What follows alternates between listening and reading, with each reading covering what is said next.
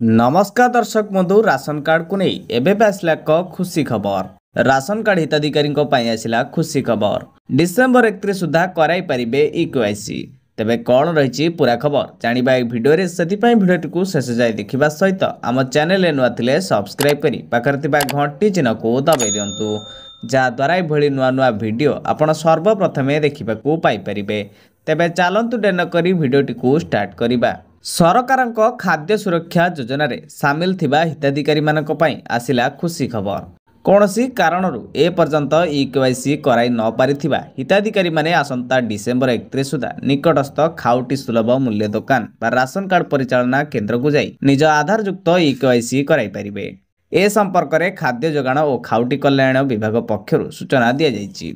जातीय खाद्य सुरक्षा आईन एवं राज्य खाद्य सुरक्षा योजना अधीन थिबा राज्यर समस्त पीडीएस हिताधिकारी अवगति निमंते जणाई दिया जाउछि जे हिताधिकारी आधार भित्तिक इकेवाईसी प्रक्रिया जारी रही।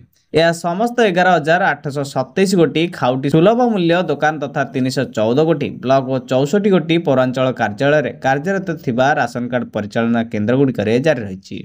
एतद व्यतीत अद्यावधि इकेवाईसी कराई न पारिथिबा हिताधिकारी मानकु प्रत्येक मासर पीडीएस सामग्री पूर्व भली प्रदान करा जाउछि। कोनोसी योग्य हिताधिकारी को इकेवाईसी होई नथिबा कारणरू खाद्य सुरक्षा वंचित करा जाय नै। ए प्रक्रिया आसंता डिसेम्बर 31 तारिख पर्यंत चालू रहिबो।